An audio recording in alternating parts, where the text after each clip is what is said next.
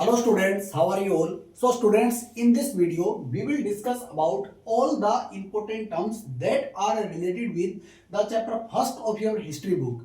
It means the rise of nationalism in Europe. So I want that please focus on this topic, and if you have any doubt or any query about these important terms, then you can make a comment in the comment box. So let us start our topic. So first of all, I want to tell you all about Frederic Sorrieu. कौन था Frederic Sorrieu? Frederic Sorrieu was a French artist. Okay, ये French जो France है वहां के एक artist थे जिन्होंने एक सीरीज प्रिपेयर की थी प्रिंट्स की, जिसके अंदर 4 प्रिंट्स थे. And he visualised his dream of a social and democratic republic through his print. Okay, so he prepared it in the year of 1848. ये 1848 में इन्होंने प्रिपेयर किया था. After that this is the important term that is called as absolutist. Okay, absolutist जिसको हम बोलते हैं निरंकुशवाद, जैसे हिंदी में हम उसको कहेंगे तो वो होते हैं निरंकुश या निरंकुशवाद, या फिर निरंकुशवादी अगर कोई एब्सोल्यूट होता है तो कोई भी रूलर या कोई भी monarch. So it refers to a government or system of rule. इसका मतलब ये हुआ कि ये एक गवर्नमेंट भी हो सकती है या फिर किसी रूल का एक सिस्टम भी हो सकता है. That has no restraints on the power exercised, जिसकी पावर्स के ऊपर कोई भी अंकुश ना लगाया जा सके. इसका नाम से ही पता चल रहा है कि निरंकुशवाद का मतलब होता है जिसके ऊपर कोई रिस्ट्रेंट ना लगाया जा सके. Okay, suppose there is a ruler in the country और monarch in the country and he want to do whatever he wants और व्हाटएवर शी वांट्स. इसका मतलब ये हुआ कि जो वो जैसा करना चाहे, लोगों को डील करना चाहे, उनके साथ बिहेव करना चाहे या अपनी पावर को एक्सपेंड करने के लिए whatever steps he is going to taking, तो वो उसकी पावर्स के ऊपर कोई भी अंकुश नहीं लगाया जा सकता, उसको हम रोक नहीं सकते हैं. इसका मतलब होता है निरंकुशवाद या फिर absolutist. Okay, so absolutist refers to a government or या एब्सोल्यूटिज्म भी कह सकते हैं. अगर वाद लगेगा तो आईएसएम लग जाएगा पीछे, तो इसका मतलब है निरंकुशवाद. तो ये गवर्नमेंट या रूल का वो सिस्टम होता है, it is a system of rule that has no restraints on the power exercise, जिसके अंदर किसी रूलर की पावर के ऊपर कोई भी रिस्ट्रेंट या ऑब्स्टेकल या कोई बैन हम नहीं लगा सकते हैं. जो वो जैसा करना चाहेगा वो हमें मानना पड़ेगा. ओके, तो उसे कहते हैं absolutist. After that historically as per the context of this chapter, अगर हम इसकी बात करते हैं तो इसका मतलब होता है the term refers to a form of monarchial government. ये एक मोनार्किकल फॉर्म ऑफ गवर्नमेंट होती है जिसको हम राजतंत्र कहते हैं. You all know about it. Monarchy जो होता है वो राजतंत्र होता है, जैसे डेमोक्रेसी लोकतंत्र होता है. We have the democratic government in our country. So in the same way there are various nations in the world, countries in the world which have a monarchical form of government, but that was centralized, militarized and repressive.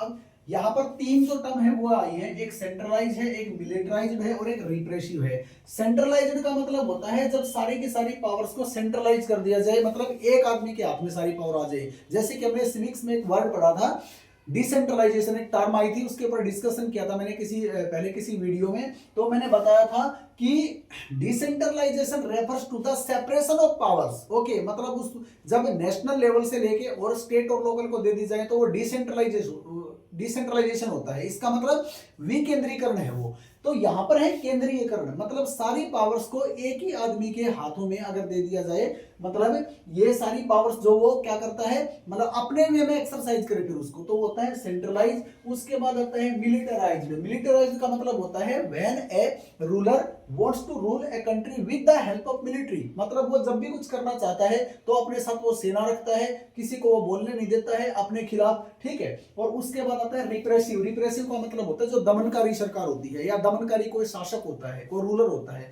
जैसे वो चाहे लोगों का दमन करे, उनको मतलब oppress करे, repress करे, मतलब अपने अगेंस्ट वो किसी की वॉइस को रेज नहीं होने देता है. तो ये होती है centralised, militarised and repressive.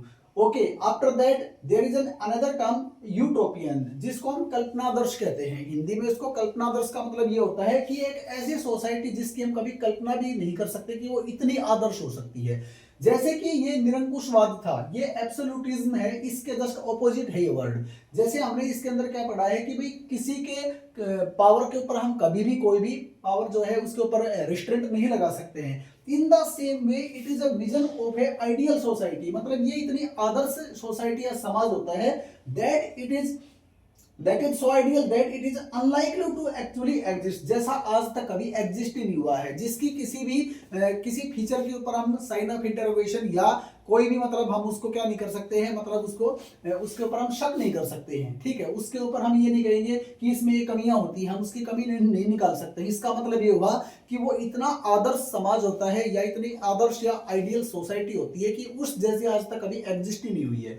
It is clear. After that plebiscite. Plebiscite का मतलब होता है students, it is a direct vote. Direct vote का मतलब होता है एक तरह से ये प्रत्यक्ष मत होता है, ठीक है, या इसमें जनमत करवाया जाता है, by which all the people of a region are asked to accept or reject a proposal, जिसके अंदर किसी एक पर्टिकुलर रीजन के लोगों को किसी भी प्रोपोजल, किसी प्रस्ताव को पास करने के लिए पूछा जाता है कि वो इसको एक्सेप्ट कर रहे हैं, रिजेक्ट कर रहे हैं, मतलब यस और नो में पूछा जाता है उनसे, ठीक है। तो ये होता है प्लेबिसाइट। क्लियर हो गया। After that the last term is suffrage. Suffrage के बारे में आप सबको पता है, it refers to the right to vote. Okay students, so ये इंपॉर्टेंट टर्म्स है that are so important for your final examination कि इसके अंदर से डेफिनेटली कोई ना कोई पुटअप करता है board. So please focus on them and if you have any doubt you can make a comment in the comment box. Okay students, thank you.